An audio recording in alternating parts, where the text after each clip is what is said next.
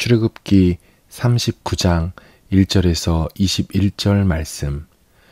그들은 여호와께서 모세에게 명령하신 대로 청색, 자색, 홍색 실로 성소에서 섬길 때 입을 정교한 옷을 만들고 또 아론을 위해 거룩한 옷을 만들었더라.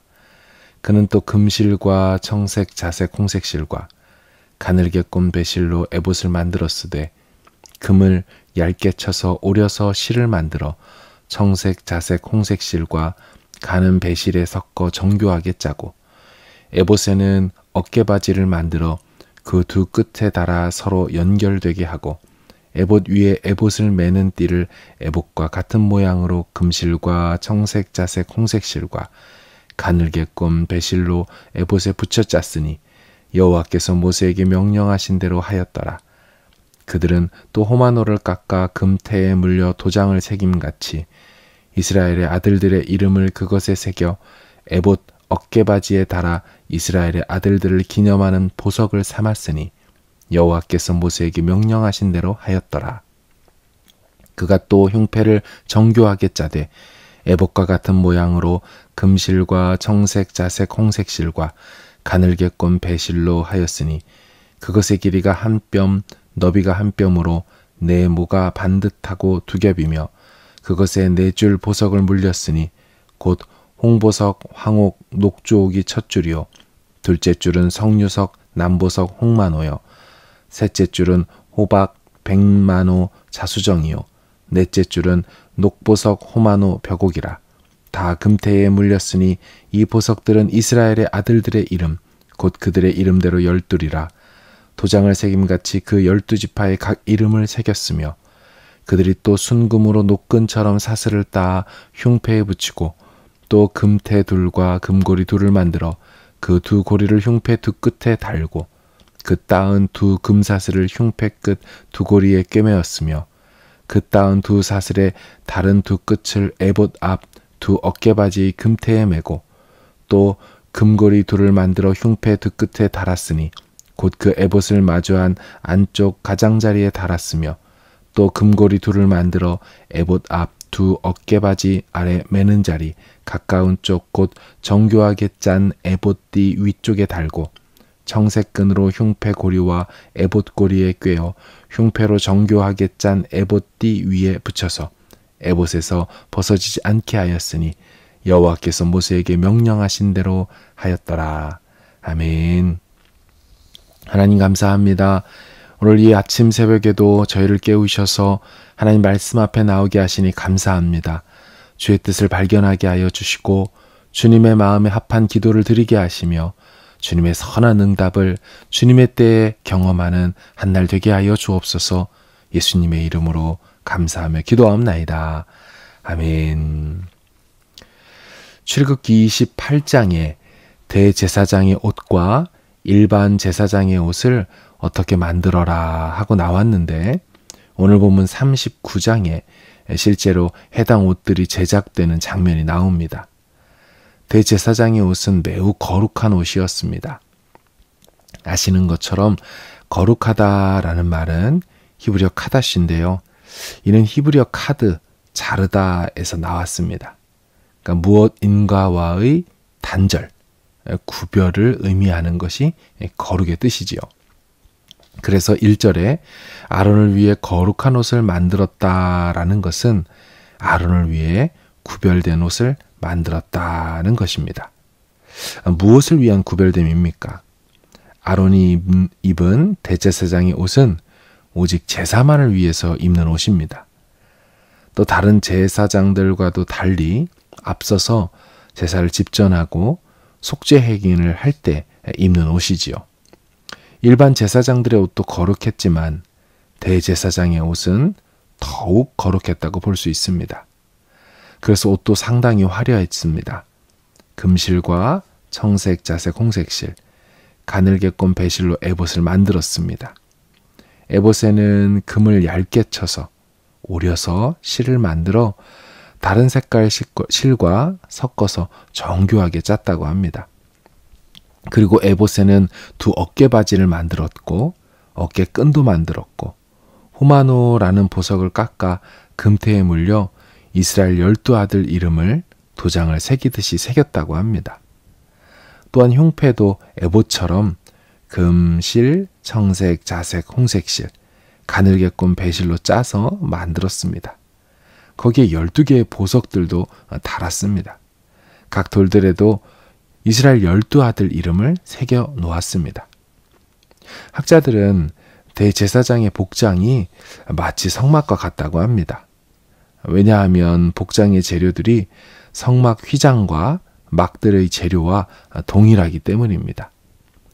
성막 구조가 지성소, 성소, 성소의 마당, 이 3단계로 구성되어 있는 것처럼 대제사장의 복장도 에봇과 흉패와 겉옷으로 구성되어 있다는 겁니다. 재료도 같고 구성도 비슷해서 대제사장의 옷은 성막의 축소판으로 본다는 것이죠. 당시 남자만 60만 명이 넘는 약 200만 명 인구 중에 이 옷을 입을 수 있는 사람이 아론 오직 한 명이었다는 것을 생각해 볼 때 매우 특별한 옷이고 매우 특별한 사람이라는 생각이 듭니다. 그리고 멋지다고 아무나 만들 수 있는 옷이 아니었죠. 아마도 직조공으로 택함을 받은 오홀리압이 그 책임을 맡아서 만든 옷일 겁니다. 제작자나 디자인이나 재료나 모두 오직 한 사람을 위해, 오직 한 일을 위해 지어졌습니다. 세상 말로 한정판도 이런 한정판이 없는 것이죠. 세상에 유일무이한 그런 옷입니다. 이 옷을 아론이 입었습니다. 아론이 얼마나 돋보였을까요? 사람들이 아론을 얼마나 주목했을까요? 그런데 이런 생각을 하다 보면 아론이 과연 이런 옷을 입어도 되나 하는 생각이 듭니다. 왜냐하면 아론은 바로 얼마 전에 금송아지 우상숭배 사건의 주범이었기 때문입니다. 자기 때문에 무려 3,000명이 몰살을 당했고 심판을 당해 죽었습니다. 사실 아론은 그때 같이 죽었어야 할 인물이라고 볼 수 있습니다. 그런데 그가 아직도 살아 있습니다. 그리고 그의 행함과 어울리지 않는 거룩한 옷도 입혀져 있습니다. 누구도 흉내낼 수 없고 흉내내서도 안 되는 아름다운 옷을 하나님께서 준비하셔서 그에게 입혀주셨습니다. 사람 당사자 아론은 그런 인물이 아닌데 하나님은 그에게 최고의 아름다운 옷을 지어 입혀주셨습니다. 그리고 그의 성품과 지나온 행적과 걸맞지 않는 매우 거룩한 사명도 맡겨주셨습니다.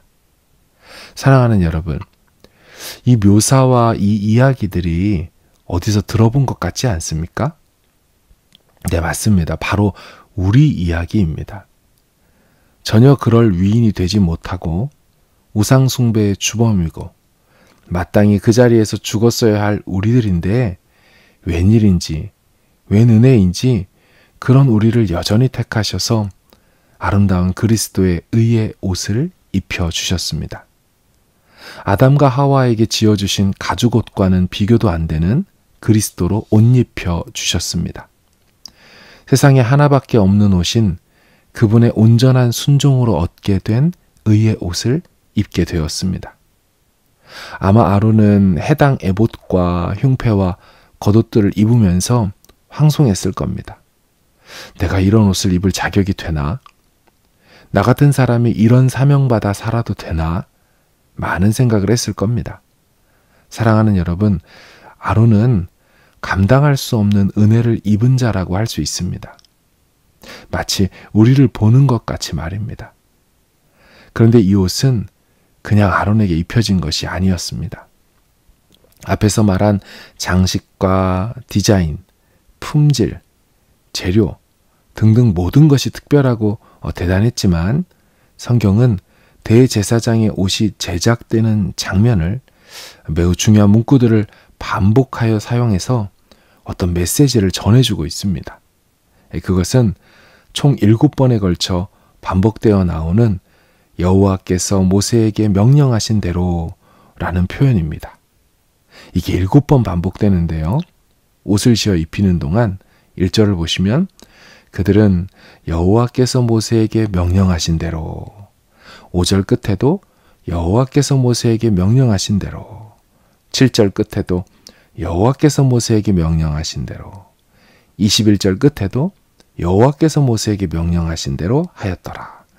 오늘 본문은 아니지만 계속해서 이 제사장의 옷 제작하는 장면이 나오는 26절 끝에도 여호와께서 모세에게 명령하신 대로, 29절 끝에도 또 31절 끝에도 반복돼서 나옵니다. 정확하게 총 7번 나옵니다. 아시듯이 7회의 반복이란 완전함을 의미하며 특별히 그 내용이 명령하신 대로 순종했다는 것이기에 이는 완전한 순종을 의미할 것입니다. 그렇다면 대제사장 옷의 제작 스토리는 완전한 순종과 은혜로 얻어진 거룩함이 함께 가고 있는 것입니다. 다시 말하면 은혜로 얻어진 거룩함을 받은 자는 온전한 순종의 삶을 살아야 한다, 이렇게 볼 수 있는 것입니다. 순종이 없는 거룩함은 없습니다. 오직 감정과 의지와 생각이 하나님께 사로잡혀 그분의 뜻이 나의 뜻이 되고 그분의 소망이 나의 기도가 될 때만 하나님께서 인정하시는 거룩한 삶을 살 수 있기 때문입니다. 우리는 왕같은 제사장이요 거룩한 나라요 그의 소유된 백성입니다. 주님의 제사장으로 세상 앞에서 우리가 감당할 일은 명하신 대로 행하는 순종일 것입니다. 자격 없는 우리였습니다. 그런 호의 베풀지 않으셔도 되셨습니다. 그런데 아무 자격 없는 우리를 택하셔서 감당할 수 없는 은혜를 주심으로 거룩한 옷 입고 거룩한 목적을 위해 살아가게 해주셨습니다. 여전히 부끄럽고 부족함 투성이지만 그것을 모르셔서가 아니라 그 아름다운 그리스도의 의로 옷 입히셔서 당신의 은혜와 사랑을 우리에게 나타내셨습니다. 이제 우리에게 필요한 것은 온전한 순종일 겁니다. 거룩함에 걸맞는 온전한 순종이 함께 가게 될 때 우리는 우리를 부르신 주님의 제사장으로서 이 땅 가운데 바로 서게 될 줄 믿습니다. 은혜와 순종이 함께 가는 오늘 하루가 되시길 주님의 이름으로 축원합니다. 같이 기도하겠습니다. 하나님, 아무 자격 없는 저희들입니다. 아론과 방불한 자격 없는 저희들입니다. 하지만 그런 저희를 불쌍히 여기시고 그런 저희에게 전혀 걸맞지도 않는 이 거룩함과 의로움으로 덧입혀 주셔서 귀한 사명의 자리로, 귀한 삶의 자리로 우리를 이끌어 세워주셨습니다. 하나님 감사합니다. 이제 우리에게 주어진 것은 온전한 순종인 줄로 믿습니다. 이 하루도 순종으로 아버지를 기쁘시게 해드리는 우리 모두가 되기를 원합니다. 부족한 것 투성이지만 못한 것 많지만 하나님 그런 우리를 불쌍히 여겨주셔서 맡겨주신 사명 우리로 감당하게 할 때 성령님 도와주십시오. 우리 힘으로, 우리 의지로, 우리의 성품으로 안 됩니다. 인정합니다. 그래서 주님께 구합니다. 자기를 부인하고 자기 십자가를 질 수 있도록 그렇게 주님을 묵묵히 따를 수 있도록 오늘 하루도 이 걸음을 주장하여 주옵소서. 믿고 의지하며 예수님의 이름으로 기도하옵나이다. 아멘.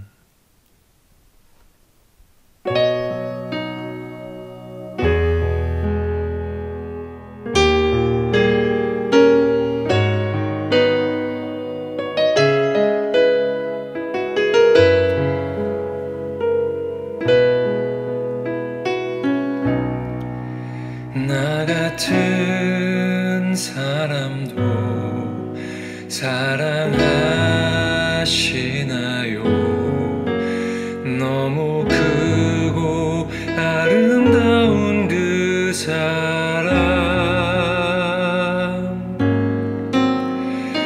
그 사랑 내 맘 넘치니 나도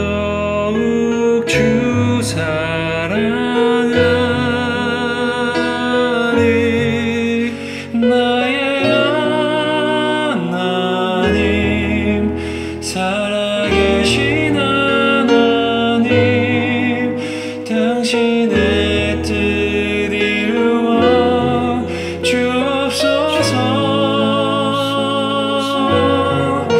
나의 하나님, 살아계신 하나님, 당신의 길 가게 하소서.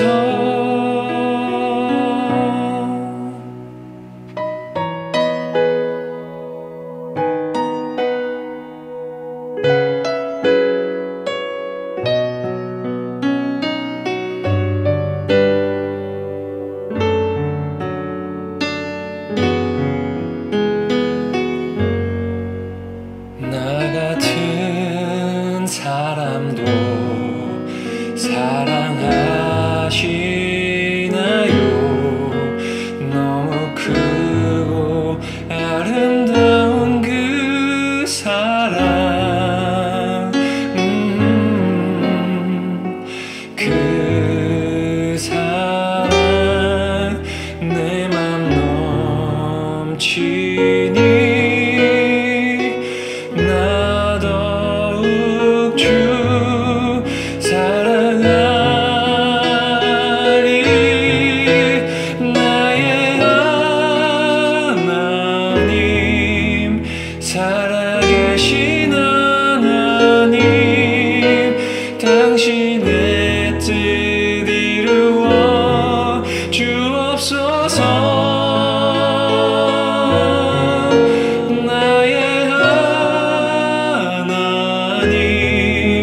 살아계신 하나님, 당신의 길 가게 하소서.